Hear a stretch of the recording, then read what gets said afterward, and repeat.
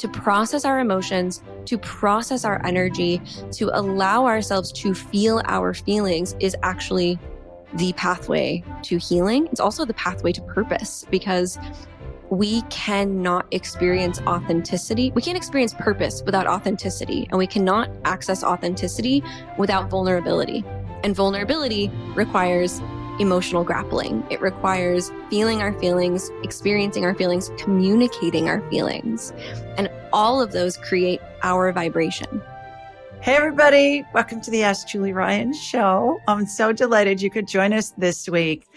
My intention in doing this show is to provide information, insight, and comfort to people all over the world by helping to answer life's unanswerable questions. And we have such a treat for you this week because we've got Zoey Greco on. Hey, girl, welcome to the show. Thank you so much. I'm so excited to be here. Oh, wonderful. Zoey, everybody, is an intuitive, what do you call yourself? Intuitive empath and spiritual coach whose work connects individuals to the divine guidance and unconditional love that awaits them in every moment of universal energy. That is a mouthful. It's a mouthful. Let's just dive right in. You say you demystify the mystical. What do you mean by that, and how do you accomplish that? That's a great question.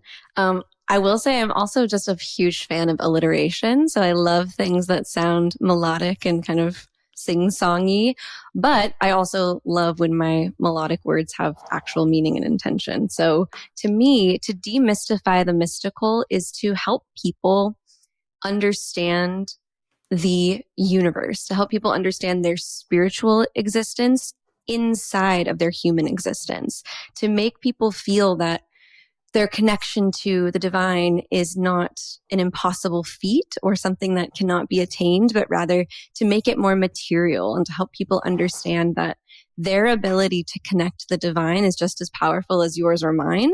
It's just about awakening and activating that within them, and also helping them to understand that the guidance that is provided to them is meant to help them navigate this earthly existence and this earthly experience. So helping to marry the physical and the metaphysical is really what I aim to do, because we are spirits having a human experience, but we are also human beings experiencing the spiritual. And I think those two things must be married and merged to live a full life and to know ourselves deeply. Great answer. Thank you. Believe this has been going on since the beginning of time, don't you? All cultures, all civilizations, all religions is what I think that's really been their goal. Absolutely. We're constantly reaching into the ethers, wanting to feel something or sense something or know something. I think it's inherent in all people. And I think for people who negate that or dismiss that in their lives, I personally think that comes more from fear of like really feeling the love of the universe rather than an actual belief that maybe it's not true, which I'm sure there's, atheists out there who would be really upset with me, but I would just encourage them to experience where maybe their resistance comes from, because you're right. This is an inherent thing in human beings to seek the divine. I agree. Wonderful. What's a Merhipsy? That's a great question. And I love that you're asking this question because it gives me an opportunity to take some accountability, which I think is really important. So in 2010, I want to say, 2011, I was in Thailand traveling and exploring, and I stumbled upon a yoga festival. And there was a woman there who was offering oracle readings with the same oracle decks that I had been using since I was 7 years old. And I was in my early 20s at this point. I think I might have been 20. And I was so excited by the idea that someone was living this dream that I think I had never even dared let myself dream, even though reading oracle cards for others was always my favorite thing to do in my young life. If I wasn't playing witch, I wasn't playing. And so this kind of alter ego inside of me was born. And Merhipsy is a portmanteau, meaning a word made of other words that I created.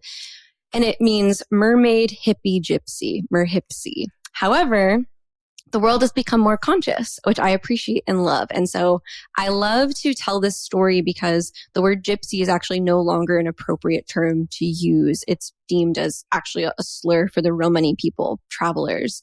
And so I love to tell this story and say, I no longer include gypsy in that. I just say kind of mermaid hippie. But it is the alter ego of who I am, this very like free spirited version of who I imagined myself to be. And the nickname just stuck. So here we are. My whole brand is built on this made up word. It's interesting what you were saying about gypsies, because one of my best girlfriends is the daughter of a Hungarian count and countess. She was a countess till she married a commoner, and then she lost her title. I don't understand why. I mean, I understand the thinking behind the primogeniture, but I just think that's wrong.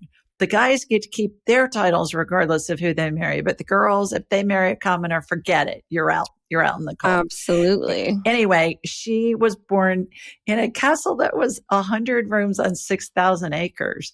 And they had gypsies. Now, this was in Hungary, which is now Romania. But the gypsies were the people that worked for her father and ran the estate. You know, they had dairies and cows and a butcher and a baker and a candlestick maker and whatever on their estate. And they, of course, lost everything after World War II and during World War II, when the Nazis came in and took over their castle and blah, blah, blah. Anyway, the interesting thing about it is gypsies today, I agree, have a negative connotation, but to them, it was like a culture. It wasn't, it wasn't a negative thing. And to the point where her brother died, and they took him back and buried his ashes in the family mausoleum.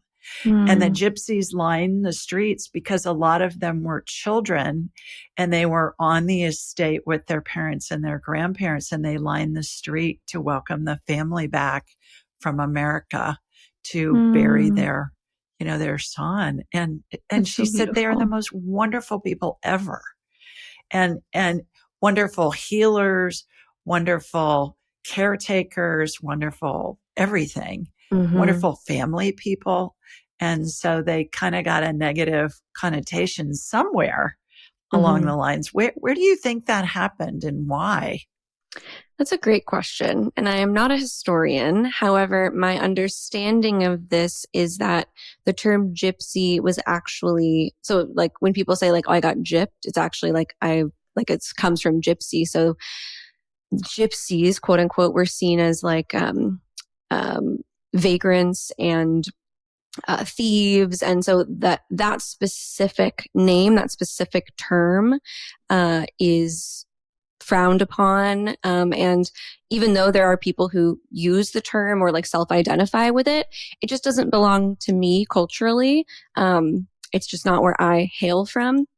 And I really believe in the kind of energy of do no harm. Like if someone comes to me and they say, this term is harmful, it hurts me, it hurts my feelings.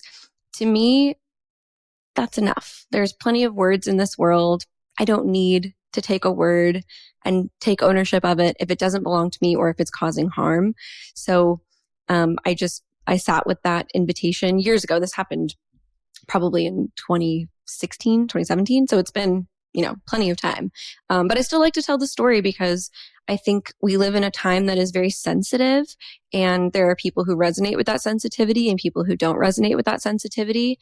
And I'm not here to tell people what belongs to them or doesn't. I just can only speak for myself. And if someone invites me into reflection and I reflect and I find that it's not in resonance or alignment for me, then I'm happy to let it go. But I like to share the story because I think taking accountability is important when and where we can. So I agree. Kind of where that comes from. I think every culture has a spiritual background. And I'd love to hear about that. My second question about the story you were telling is you were playing with tarot cards when you were 7.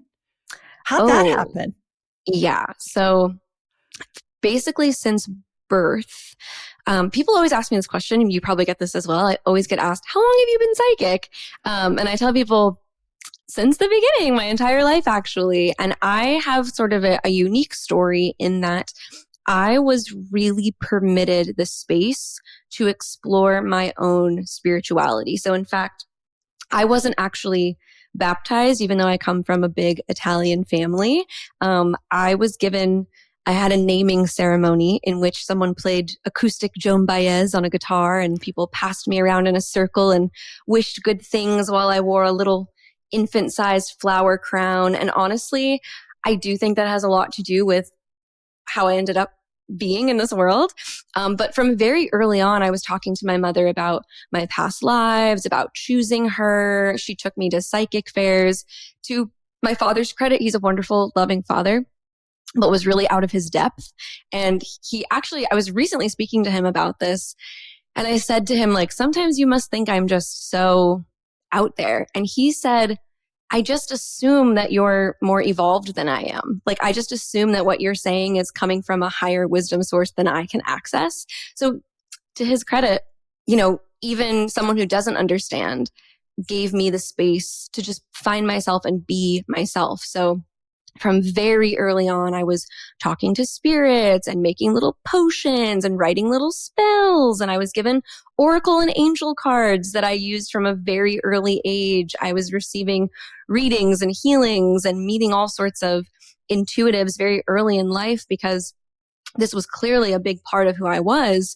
And neither one of my parents could really be that role model that I needed to guide me through what I was experiencing. Because it really is like being dropped from another planet and having no one around that like looks like you or talks like you or thinks like you. And so I just feel so much immense gratitude to my parents, but especially my mom, because she saw this little spark in me and said, I don't totally understand this, but I love it and I don't want to change it. I just want to help her be who she is. So from very early on, pendulums, all of that, that's all I've ever known. And it's interesting that in college, I actually studied gender and Asian culture. And I thought that I would become a journalist. And the universe said, sorry, we thought you already knew your assignment. We thought you already knew what job you were going to have. So very early in my 20s, I would say by 22, I started my business and I've been like, this is the only job I've ever had. And I'm really grateful to say, nearly a decade later, I'm still doing it. And it's going better than I think anyone would have hoped for. I love it. What is your dad a banker and your mom a CPA or something? Do they My have father is an attorney in New York City, Oh, and my there you mother go. has a background in architecture.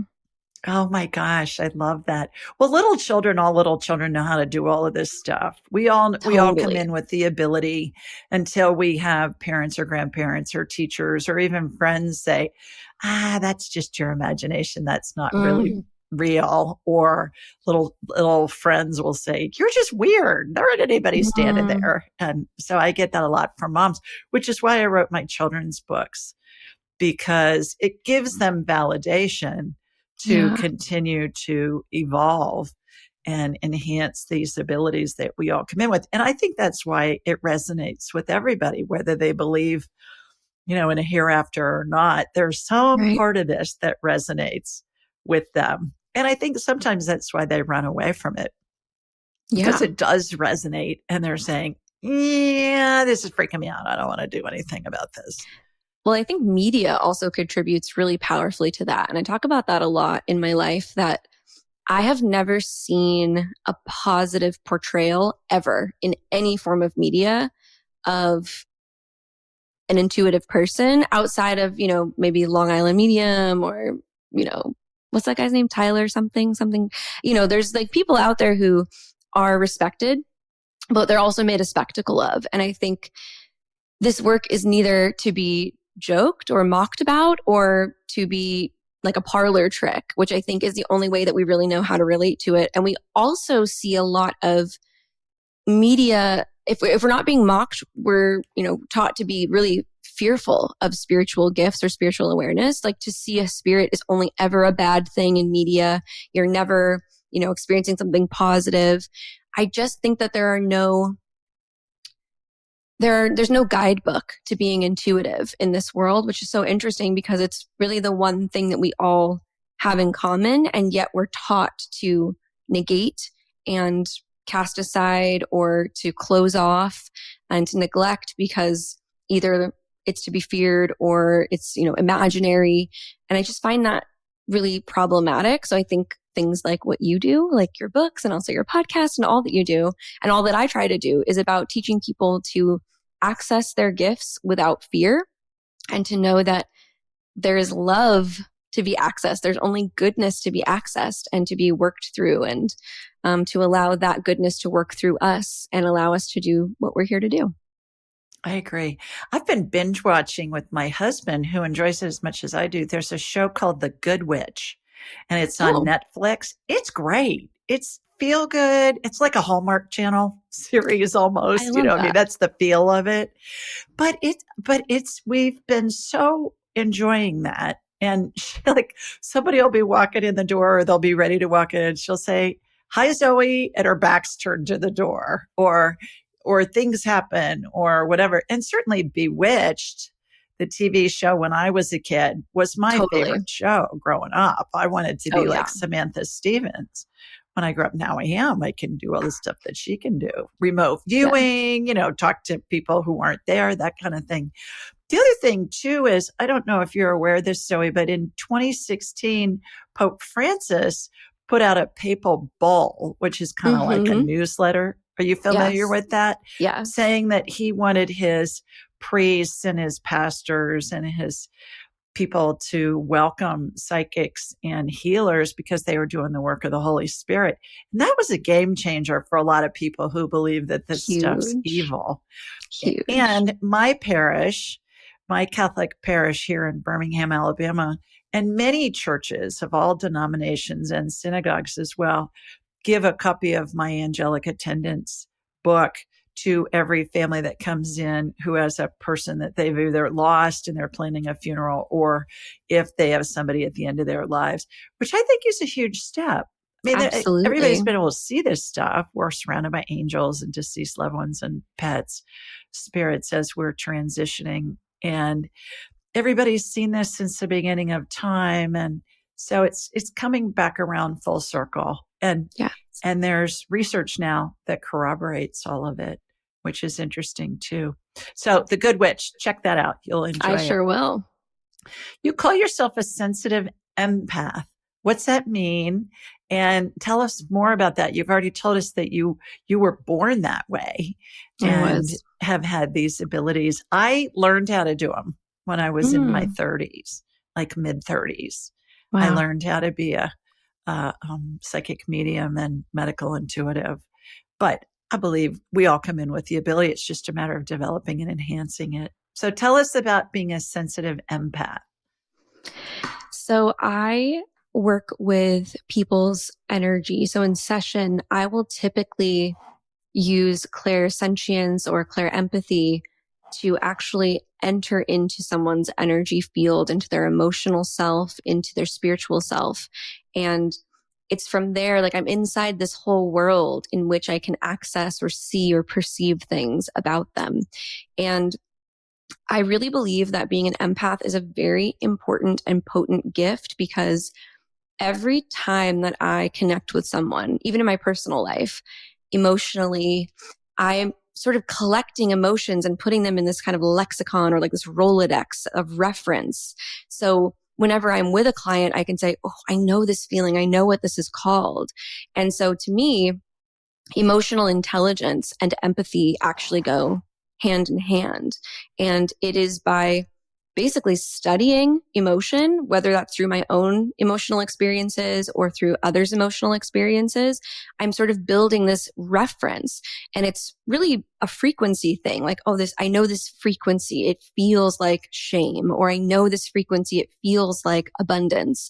And to be able to access those frequencies inside of people, I'm able to help people sort of disentangle what's going on inside of them. So I kind of imagine people have this like yarn ball of just, wrapped and tied and knotted, and it's all a mess in there. And my job is to go in and just one little bit at a time, create clarity, create something linear, create something usable and more comfortable. And for my entire life, I felt like this was actually a curse. I was always the most emotional person in a room. I remember being in seventh grade and we watched the Anne Frank story, and I was crying so intensely and heavily. I could not stop, and I had to be sent home because I was so affected by what I was watching. And I couldn't understand, I could cry just talking about it. And I couldn't understand being in a whole room of people who weren't as affected and also being essentially criticized for being so heavily affected by effectively genocide. And I really believe that empathy is also the thing that connects us to humanity. And humanity is the thing that will allow us to heal when we are kind and decent and patient and loving and sensitive and soft with one another. That is where we can access healing. If we weren't constantly damaging each other's nervous systems all the time, I think we would have a lot more peace in the entire planet and the entire universe. So to me, being an empath is how I do my work, but it's also an effective way of living and being. And now I wear this crybaby badge quite proudly. My license plate says crybaby. I very often get my nails kind of like written out with crybaby. It's like who I am. I love being a crybaby because if I weren't sensitive, it wouldn't allow me to do what I want to do, which is help people heal and connect to the divine, to themselves, to each other, to their purpose. And we have to listen to our emotions. Our emotions are teachers. And I've come to a place now in my own journey where when I have an emotion arise, I'm no longer criticizing it as I've been taught to do by those around me. And I'm also no longer trying to stuff it down or make myself more comfortable by dismissing it. I love to have an emotion come up and sit with it and say, what are you here to tell me? What do you need me to know? Oh, I'm jealous. Ooh, why am I jealous? What am I jealous about? Oh, I'm jealous that this person is doing this. Well, that probably just means that it's something that I resonate with. Jealousy is an indicator. Anger is an indicator. When we're feeling angry, it means that somewhere, somehow, a boundary that we had that we didn't even maybe know has been crossed. How can we examine that? How can we tend to it? So empathy is the thing that allows me to do all that I do on my personal level, on a professional level, in my marriage, in my family, in my friendships, in my healing journey. It's just the thing that gets me through. And I feel really grateful to do this work through empathy. I'm sure there's a million other ways to be an intuitive person. Mine is empathy. Interesting. Here's another interesting point. When you said it's like they're all tangled up and it's a ball of yarn, I see that a lot in my medical, intuitive, and energy healing work. Mm-hmm. And I'll see it when a muscle is pulled or there's a sprain or there's a ligament that's been tweaked or something like that, because I'm like a human MRI. Mm-hmm. And it's interesting because there's always an emotional component in place before any kind of medical condition arises. So it sometimes can just look like a bunch of tangles in a little girl's hair, long hair. We used to, when I was a kid, we called that a rat's nest. I got a rat's nest in my head, Yes. or in my hair. And it's just tangles. And so I'll watch a healing where I'll watch the tangle, almost like if you have tangles in your hair, and you'll take a comb and very gently start to work through it with a wide tooth comb. And then I see that happening in the healings. And it's very common for me to see something that looks like a ball of string or a ball of yarn when there's maybe a sprained ankle or something like that. And again, it's those emotions, to your point earlier, that have caused all of that to happen. And it's caused a physiological phenomenon in the form of pain or injury.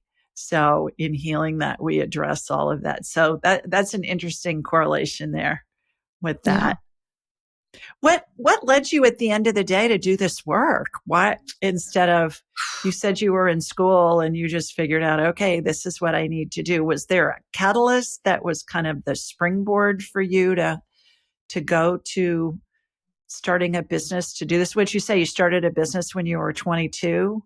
you went Yeah, I into was either this 22 business? or 24, somewhere in that range.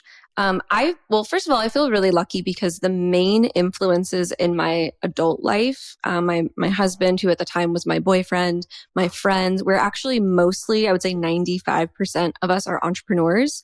So I feel really supported. And I'm also really passionate about entrepreneurship. And I love being an example of being a spiritual practitioner who experiences abundance as the reciprocity of my gifts. I think many, many, many people would love to step into some sort of spiritual work, but we're taught that it won't be lucrative or we can't support ourselves or that this isn't really the right way to make money, or that some people will even say, if you're truly spiritual, you wouldn't ask people for money, which I think that just means they've never done this work before, because this is emotional labor. This is a big job that we volunteered to do. So to me, I feel a lot of responsibility, but also a lot of joy in being able to be an example of making a very beautiful life and living from this work, while also remaining in humility around that. Because I think humility is a key ingredient to being intuitive. I think when we lack humility, ego gets in the way, and ego is the thing that prevents us from hearing our intuition. But in terms of finding this career, honestly, I feel like one day I woke up and just knew this is what I was supposed to be doing. And I took a lot of time. I really told myself like, oh, well, look, get a job first or try this first. And so I worked first at a healing arts college in their curriculum development program. And I was also attending that school because it was the only school I could find where you could actually get certifications or degrees in spiritual work. So I thought, okay, well, that's how I ended up in Phoenix, actually. I was like, well, let me give that a try. And within 2 years, I left to start my own practice and was asked to come back and teach and help develop the entrepreneurship program. So I feel like from very early on, Spirit just said, hey, these are the doors that are opening. These are the opportunities you need to seize. These are the opportunities you need to create. And it's because I've had some sort of higher calling in being an example to others about how to develop a business. And it's interesting because I don't, in like business coaching, I've been asked to do it a billion times.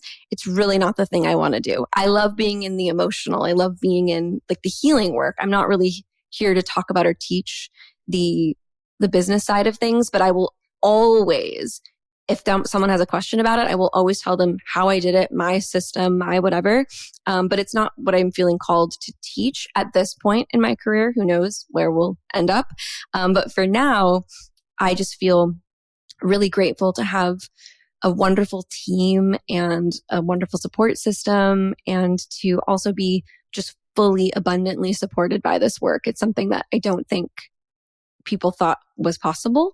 And I feel really grateful to have proved them wrong. You're my kind of girl. I founded 9 companies in 5 industries in 30 years. So the entrepreneur Amazing. thing is definitely something that I think it's a DNA thing, because we just can't help ourselves. We entrepreneurs, but most regular people will say, well, that's just a big risk. What are you doing? Why are you doing that? You need to get a job where you feel secure. And I'm thinking, well, people get laid off from their secure jobs all the time. But it really does take courage, I think, to go out and then once you've done it a couple of times, then it's easier because it's going to be a roller coaster ride. But it's definitely not for the faint of heart, but following where we're led, I think, and obviously you've been led too.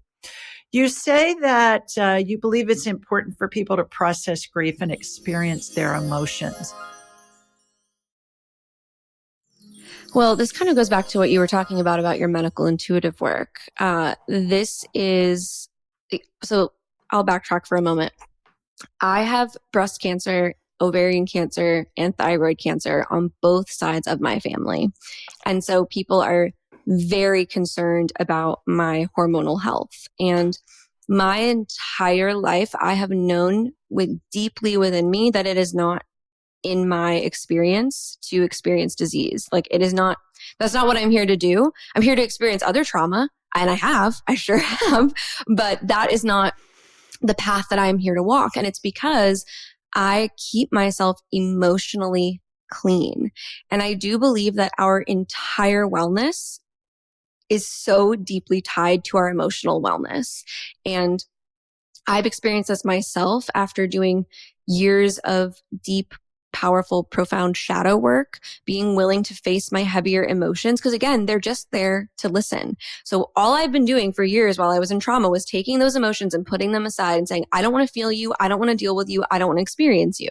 So of course, they were just there in the waiting room. They were just persisting. They weren't actually leaving. They weren't actually going anywhere until I took each one in and said, what do you need me to hear? What do you need me to know? What do I need to receive from you? That I could begin to release that emotion and begin to release that dis-ease out of my energy and out of my being. So to process our emotions, to process our energy, to allow ourselves to feel our feelings is actually the pathway to healing. It's also the pathway to purpose, because we cannot experience authenticity. We can't experience purpose without authenticity, and we cannot access authenticity without vulnerability. And vulnerability requires emotional grappling. It requires feeling our feelings, experiencing our feelings, communicating our feelings. And all of those create our vibration. So to really be the biggest, best, fullest you that you can be, you have to invite in and embrace your emotional self, your physical self, your spiritual self. They are all necessary pieces of the fullness of who we each are as individuals. So I just found in my life that I didn't want to identify with my pain. I wanted to identify with Zoey, my higher consciousness chose Zoey in this lifetime to be. And I love her. I love Zoey. I think she's cool. She's fiery. She's feisty. She's Italian. She curses like a sailor. She loves sparkles. Like, she's loud. She's so many wonderful things. I love her. And I cannot live the purpose of Zoey. I cannot access what I came here to access in this lifetime and learn and do and be if I do not choose to be Zoey fully. And being Zoey fully means feeling her feelings, and it means embracing her human journey, and it means understanding her. And I can only understand that self, that Zoey, through all of those pieces of who she is. So we've got to feel our feelings to be ourselves, to do our healing, and also to be able to develop meaningful connections with other people. When I met my husband, I was deep in daddy issues. And I don't ever tell my story because it involves other people who don't want their story to be shared. But I was deep in daddy issues. I love my father. We're on great terms now. But when I met my husband, he was like, those daddy issues, like, you don't have to carry that around. Like, you don't have to make that whole thing your identity. And I was like, what? Excuse me? My trauma doesn't have to be my whole personality? Never heard that one before. And it wasn't until I received this invitation by someone who loves me and accepts me. He accepted me fully in that. He just said, hey, if you want to feel better, you can. It wasn't until that experience that I was really able to feel love and also give love. So it is through our emotional self and really grappling with and experiencing our emotional self that we can unlock all of our blessings. We talk about this manifestation, right? Like, you've got to feel it. You can't just see it. You have to feel it.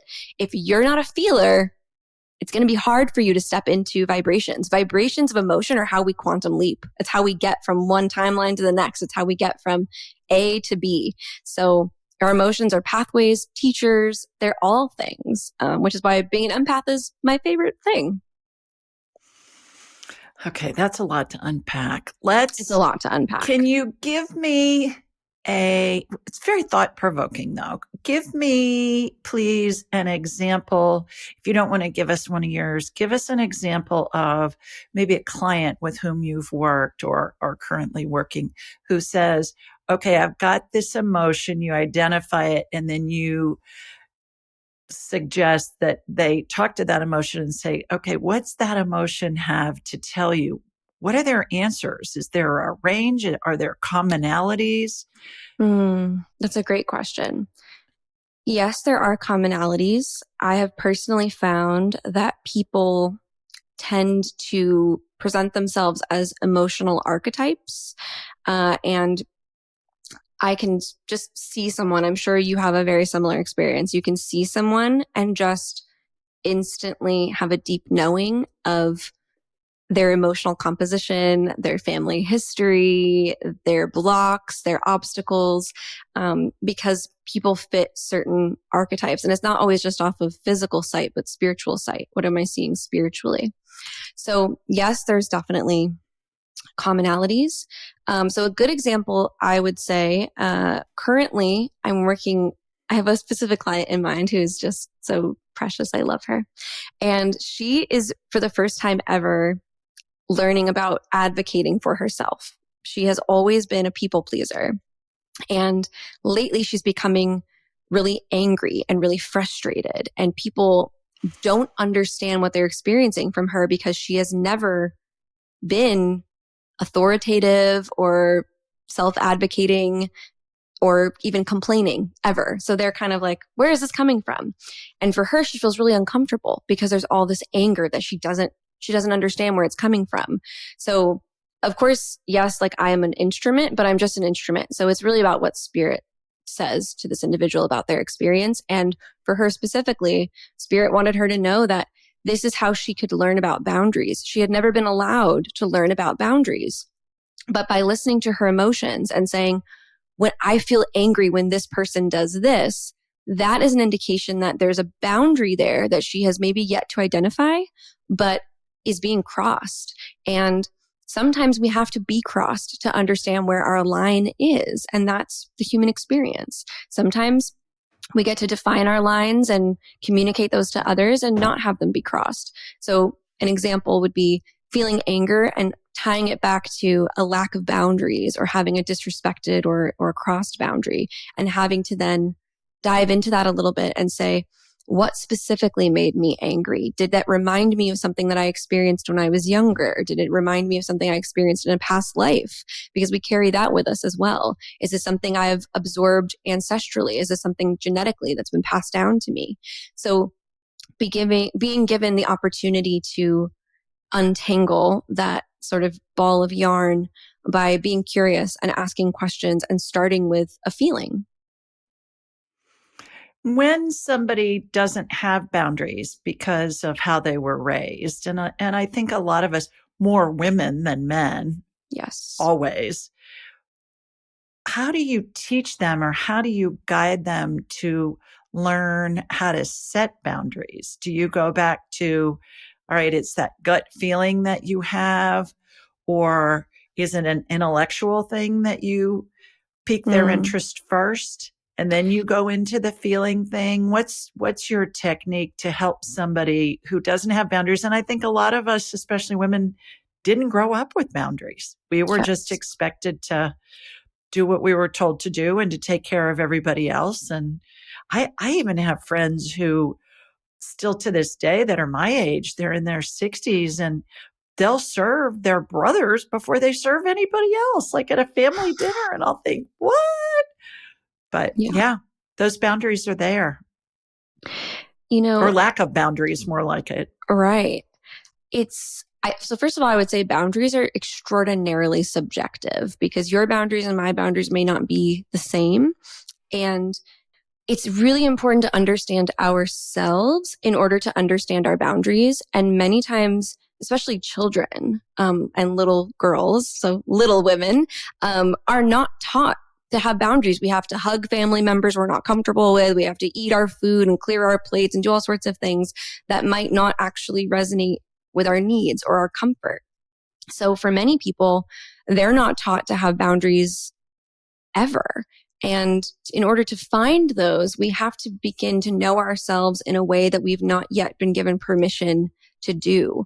So my whole goal is, whether it's helping someone develop boundaries or whether it's helping someone discover their life purpose or find their soulmate, whatever it is that they come to me for, because it's, as I'm sure as you know, a plethora of things.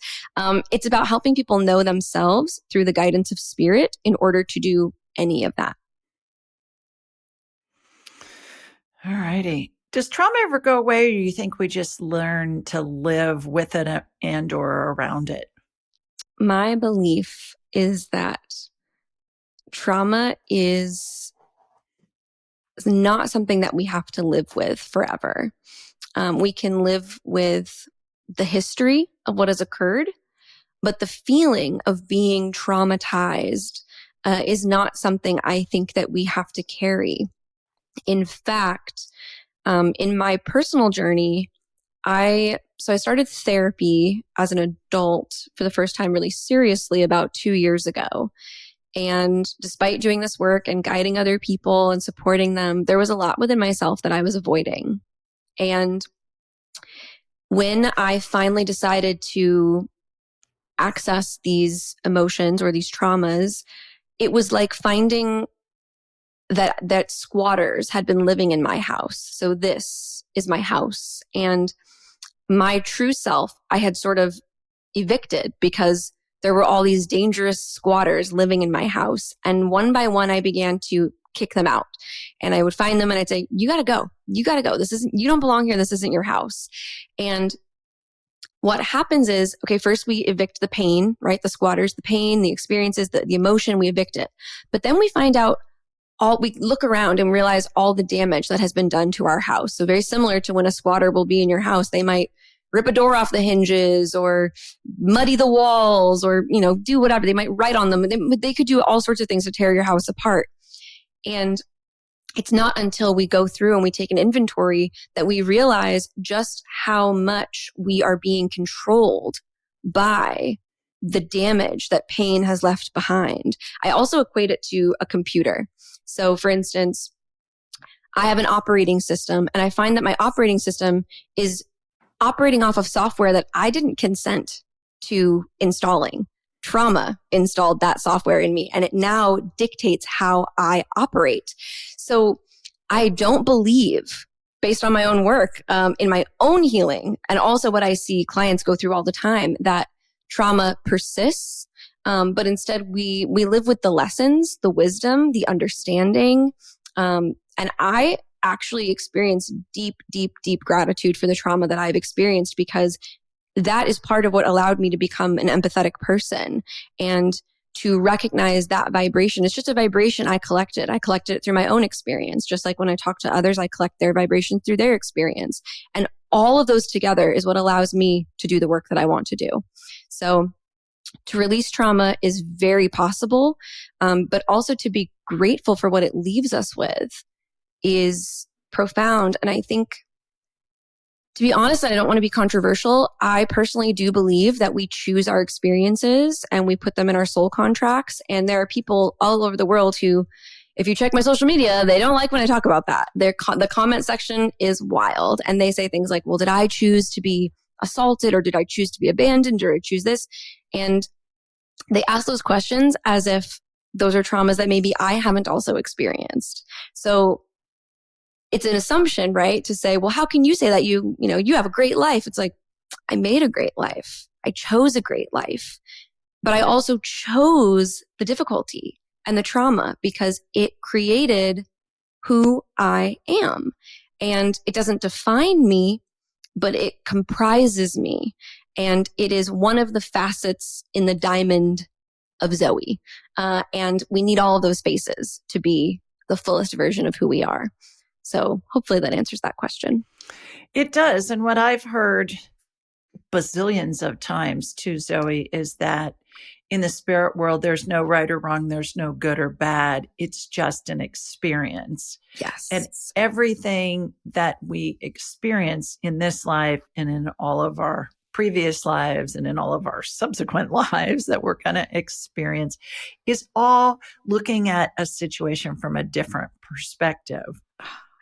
When I do past life, what I call past life scans, I will see a semblance of a script that will repeat throughout multiple lifetimes. And perhaps in a lifetime, you were the attacker. In another lifetime, you were the parent of, the friend of, the spouse of, the sibling of, the whatever of the person who was attacked. Other lifetimes, you were the one who was attacked. Maybe you were the law enforcement officer going after the attacker. All these different things all give us a different perspective on the same basic script. Certainly a bunch of variables come into play with different time, different place, different set of circumstances, but it's always a semblance of the same script is what I experienced. So I agree with you on that. How do you feel, and you touched on this a minute ago, how do you feel about the predestined versus the free will conundrum that everybody likes to talk about? And I think in a lot of instances, we're not supposed to know all these answers, but it's certainly fun to conjecture about it and to say, okay, what do you think about all that?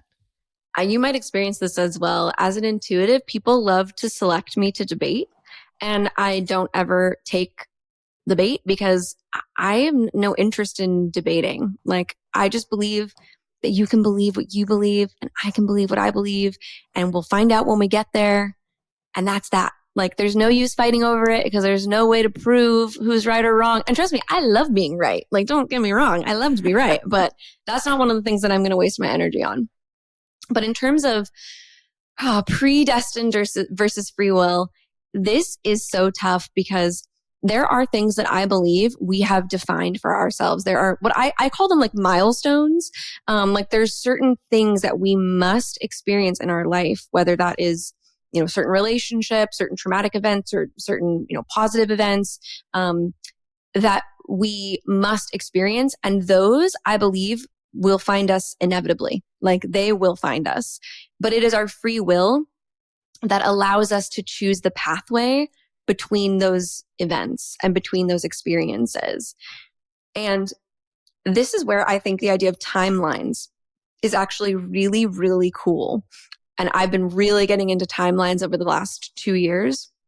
I used to be like, there's only the universe. It's a universe, there's not a multiverse. Like, but I actually I'm starting to I believe in oneness, but I also believe in jumping energetically from timeline to timeline. And I do believe that our choices can take us from one timeline to another. And what I mean by that is pathways. So our choices, we have infinite pathways ahead of us, right? There's infinite possibilities from every moment. And our free will allows us to choose one of those pathways. And it's the winding road, but the road, very similar to like a Candyland or a Monopoly or something, like it hits those specific things no matter which path you take.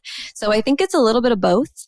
And I also believe that, like you were saying, there is no right or wrong. There just is. And people really struggle with this. And it's hard to be a truth teller. Like, I can see that you are also a truth teller, and it's hard to be a truth teller because people don't like it. They don't want to hear that, like, maybe, a really, really terrible person that they knew or someone they've studied in history goes to the same place that they do. But in my experience, there is only one place to go. And when you get there, you have this life review where you review your experiences and you understand, and you have this immediate understanding. And so I think that, I've heard, and you might have experienced this as well, when I interview people who have had near-death experiences, they always talk about feeling every emotion that they've ever made someone else feel, or that, reliving their own emotions. And I don't think there's a worse hell than feeling the bad things I've made people feel, even inadvertently. And that is where we come into clarity, right? That's where we experience truth and neutrality, because it is neither good nor bad, actually. It just is. And when we get there, that's when we kind of understand that. But on the earth plane, all we can do is try to be as positive and loving to one another as we can, and to ourselves, and balance those two things, right? To care for ourselves while equally trying to care for others. And human free will is how we navigate those choices, I think. I agree with everything that you said. And I like you, don't debate people about it. Whatever you want to believe is fine with me. I don't feel the need to try and convince you of anything. Yeah. Here's what I believe. If it resonates with you, great. If it doesn't, okay, what do you want to talk about? College football, the weather, the holidays, it don't matter. Whatever you want to talk about. And I go back to, I don't think we're supposed to know all this stuff. I think we're supposed to have the human experience while we're here and create. When we know what we don't want, it helps us create what we do want. Yeah, If everything was just hunky all the time, well, we wouldn't have any incentive to create things. And that's why we're here, is to create a life of joy and then totally. go from there. So all dogs go to heaven, all people go to heaven too. I've heard that a bazillion times from spirit. It Couldn't sounds like agree that's more. what you're hearing as well. People say, Yeah, yeah, but what about so? The personality stays, it's been my experience, the personality stays with the body when somebody dies. That's their experience. That's yeah. what they came here to experience from that perspective. It's like playing a role in a movie. Yes. And when you talk to or listen to an interview with some of the most famous actors ever, they all say their favorite roles to play are the bad guys because they're so multifaceted and there's so much depth to them that Yeah. they, get to explore that. We had Dr. Raymond Moody on recently on the show, who's a near-death experience researcher. What a delight that guy is. And he said that he's a psychologist who worked with the criminally insane. Mm-hmm. And he said these guys were just, homicidal and just what we would just say, I mean, like the worst and scariest of the scary. And he Yeah. said pretty much all of them without fail are all brilliant and they think they can get away with it. Mm-hmm. And so that is a big part of the equation of how they think Yeah. with all of that. And I thought that was fascinating. But that's what they're experiencing and exploring. And I, like you, feel like, does it make sense to me from my human brain? No, some of this stuff makes my head want to explode. But where Yes. I go to, Zoe, is it feasible? Will I find out when I get to heaven? Absolutely. Is it feasible? Yeah. Just because Mm-hmm. I don't believe it to be so doesn't mean it isn't. So Exactly. it's just what I believe based on my life experiences. So I I agree with think as that. human beings, like you were saying, to truly know the answers, we would explode. Like our minds, which we cannot comprehend. It's not possible for us to truly comprehend even just the enormity of the universe, let alone the energetic laws and principles that govern that, because they are in dissonance with things that we've set up in society. Like we operate in a way that is counter to the idea of oneness or wellness or wholeness. Like all things, humans create, we're starting in the new earth, right, to become a little bit more focused on the whole. But we've been in a period of human history where we've been focused on the individual. And I really believe that we are working our way towards seeing the totality and the interconnectedness between us. But I don't know if our lifetime that will be fully achieved. I think it's going to take a few more generations to get there. But I don't think it'll ever be achieved because we need yeah, that contrast to create. And to your point exactly. about health and wellness, my husband and I went to Columbus, Ohio, where I grew up, for Thanksgiving to be with the Ryan clan. And we drive by my alma mater, the Ohio State University, as we're going up. And they have this gigantic medical center. It's just enormous. And they're building this other new building that's massive. And one of my girlfriends works there, and we got to have dinner with her and her husband. And she said they're hiring 800 new physicians just for that new building to be able to provide it. But as we were driving by that, I said to my husband, Tim, I said, my goodness, this is such a testament to how sick we are as a culture, that we need these massive medical centers. And at Ohio State, it's not only on the east side of the interstate, it's on the west side of the interstate too, because they needed more land to build. And I think that's the whole medical machine, is let's not heal people. Let's keep them sick. And then we can have the hospitals and the medical and the drugs and all that. And I've been in that, I was in that industry for 30 years on the supply side. I'm an inventor of surgical devices sold throughout the world. So certainly there's a benefit to all of it, but boy, did that strike me when we passed that Wow. new massive building going up on the medical campus at Ohio State. And I think there are lots and lots of those, especially in America, certainly in other parts of the world too. But boy, it's a third of our GDP here Oh in yeah. America is the medical industry, Ugh, which is that's a whole other frightening. topic. Yeah. You're taking the words right out of my mouth, and I could talk to you about that for hours. Yeah. Well, give us a synopsis of what you feel about that.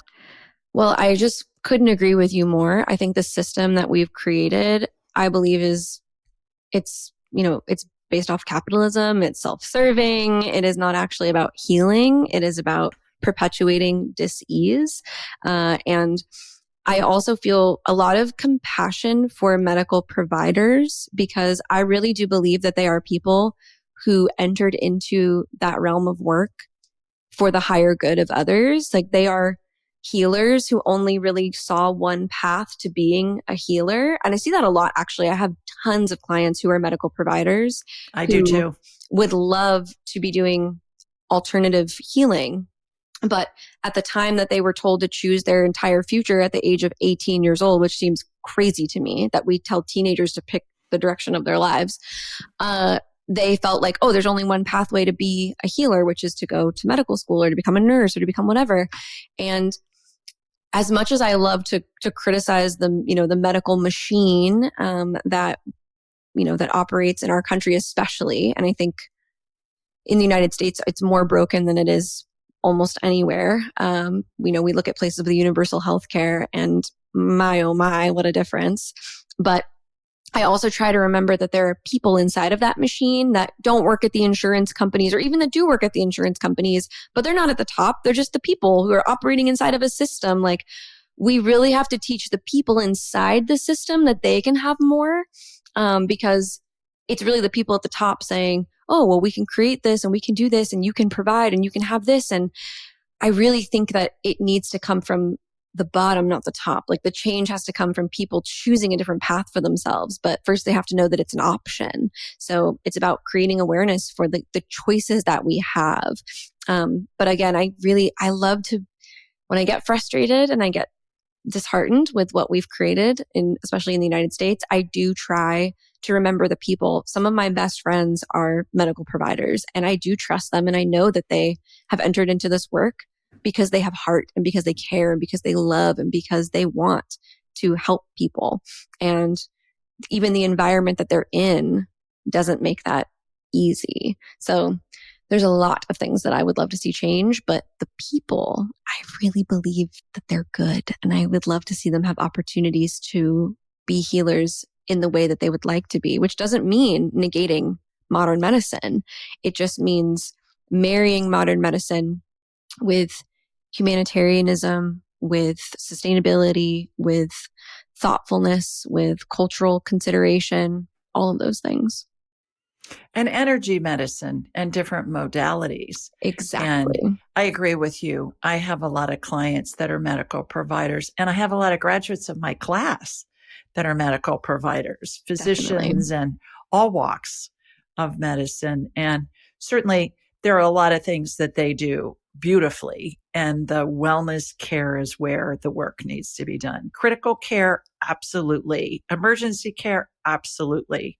Wellness care, needs a lot of tweaking. That's when people Mm, come to me because they've been to a bunch of doctors and have had multiple diagnoses and multiple treatment programs, and they still have the same symptoms.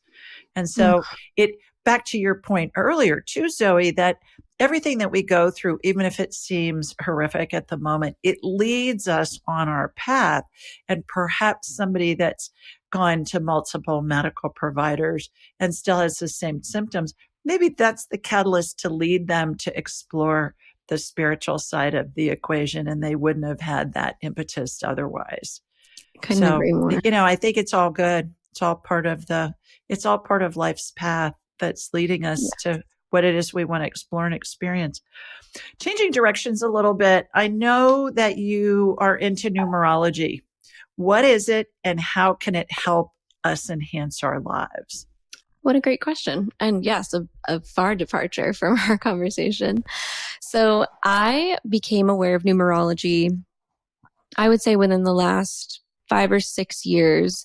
And it is a different sort of formulaic model for understanding ourselves. So, for instance, the zodiac is very formulaic. It's very specific and precise. Human design, formulaic, precise. Numerology is in that same vein. It's just a different way of understanding ourselves. So basically by taking the digits of your birth date or assigning numbers to the letters of your name and then doing some simple addition of specific pieces of that, you can find and create a chart with a multitude of information about a person. You can compare compatibility between two people. You can explore your life path and your purpose here. There are so many ways that we can understand ourselves better, whether it's through numerology, astrology, human design, intuitive work, all of these things. It's just another modality. And I really enjoy numerology because it's very material, and a lot of what I do is very ethereal and invisible. So sometimes it's fun as a human and as a practitioner to have something physical and tangible and numbers. People love numbers. So even for skeptics to be able to, grab their birth date and tell them a little bit about themselves to a degree that it resonates so profoundly is, I also find as a practitioner, a really great way of supporting people in relaxing into the work, because you may experience this as well. People pay hundreds of dollars for a session and still come to session with skepticism or guards up. And I find that having sort of a tangible modality based in numbers can make certain people feel really, really comfortable.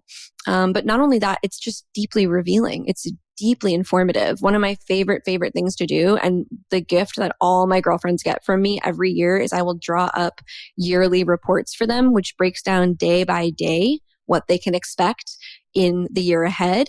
And I always like to tell people, numerology is not necessarily predictive. It is more indicative. So it will let you know what is up on the horizon for you on an individual scale, on a collective scale, but you can use that information to navigate your experience, to make choices, to use your free will, to navigate what lies ahead for you with more consciousness, more awareness, more compassion, more self-compassion. That just makes it a smoother ride. But I really enjoy pulling people's charts because very often you'll find, like, for instance, I had a client this morning before our interview, actually, who she's an attorney, and she was like, I don't feel satisfied. And it's because looking at her chart, there's tons of fives, and she needs spontaneity. She's really meant to be a multi-passionate person, not just a one-dimensional person, as many of us actually are. And so for her to just get the validation through the numbers, like, yes, you are designed to love more than one thing, and you're designed not to be fulfilled by just one pathway. That was huge for her. You could actually feel the emotional release and the relief that she experienced just by getting that level of validation. So I love to include it in my work. I do also sell, reports specifically, but every intuitive session I do, I incorporate aura reading and numerology to help people have a very full picture of themselves so that they can walk away with as much self-knowledge as possible, because that's how we make decisions. All right. And changing directions again, as we're winding down here, a couple more questions. You use sound crystals and other modalities like numerology to help people heal. Does each category target a specific need in your client, or is it an amalgamation of all of these different modalities to help somebody heal? I believe that the more options that we have, the more spaces within us can be healed and fulfilled. So in some ways, sound and sound healing might be the medicine that someone needs. In other ways, crystals may be just the right medicine for them. Energy work may be just exactly what they're looking for. So earlier in my career, when I was seeing people in person, doing a combination session where I've got them down on the table and I'm doing energy work and I've got crystals on them, and then I'm doing some sound healing for them, and then I'm doing a reading. That's a very full experience. I now do a lot of remote healing with my work, where we're just, all those things are basically vibrational medicine. Sound is vibration. Crystals are vibration. Energy healing is vibration. So it's just about using these different modalities to adjust someone's vibration to bring them into a more peaceful, healed, whole vibration, more healed frequency. So I believe that they all do the same thing, but they may just strike a person in just the right way. I think we all have certain things that we're drawn to, just like there are people who must experience your specific medicine. Like you are the person who is here to deliver that, just like I'm the person that's here to deliver it to my clients. And I really believe that modalities are just different pathways and different tools that you and I put in our tool belt to help people in whatever way that looks like. Spirit working through us and with us to help guide the person to heal themselves, because nobody heals anybody else. We all heal ourselves. Exactly. I agree with you. Last question. Why do we incarnate? That's a big question. I believe that we incarnate because this is how spirit learns about itself. We are all here allowing spirit to know itself more deeply through our individual experience, which is why human beings, we are very individual. We want to feel special. We want to stand out. We like to be like number one. And that is very anti-spirit. Spirit is all about oneness rather than the one, than the individual. And so we're here so spirit may learn about these individual pieces of itself. And then we go back, we get a break, we come back and we learn more. We're here to just experience it. I personally believe we can actually incarnate on different planets as well. The universe is vast. So there are often times, and you may experience this as well, but you may not. I'm not here to tell you what you do.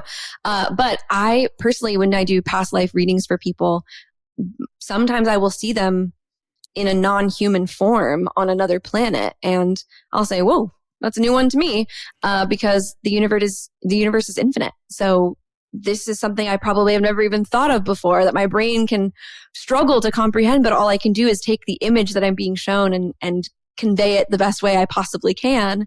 But I do believe that the purpose of incarnating is so that spirit may know itself more deeply. And it's a privilege to be here doing this recon. I love it. I love being a human. I love being a human. And I will miss food and touch and clothes and all sorts of fun things that make being fast cars. I'm going to miss the things that make the human experience. But it's all imaginary anyway. So. Well, and time doesn't exist in the spirit world, so it may not even be a nanosecond till you reincarnate. And you may come back as a Formula One driver or something. Exactly. Since you like fast cars. How can people learn more about you and your work? The best way to learn about me would be by visiting merhipsy.com. That's merhipsy.com. I'm also on Instagram and TikTok at _Merhipsy, but I would just encourage people to be careful. I will never DM you for readings. I am verified on Instagram, but I'm not verified on TikTok. So that's the place where scammers are trying to get in and continue to steal from really just loving, amazing people looking for guidance, which breaks my heart. And of course, you can find me on my podcast, the Mystic Rebel Podcast, where I share real client sessions and interviews with amazing people like yourself. And I'm just dying to have you on the podcast. So I hope we can get that set up. And I can't wait to pick your brain in the way that you have mine. And I just want to say thank you for allowing me to be here and share what is in my heart and my spirit. And I look forward to our paths continuing to cross. Me too. What a fun conversation. All right, everybody, that's it for this week. Sending you lots of love from Sweet Home, Alabama. Mwah! And from Arizona, too, where Zoey is. Two of the A states, Zoey. We're in A states. Look at us. Yep. So, all right, everybody, have a great week. See you next time. Thanks for joining us. Be sure to follow Julie on Instagram and YouTube at Ask Julie Ryan, and like her on Facebook at Ask Julie Ryan. To schedule an appointment or submit a question, please visit AskJulieRyan.com.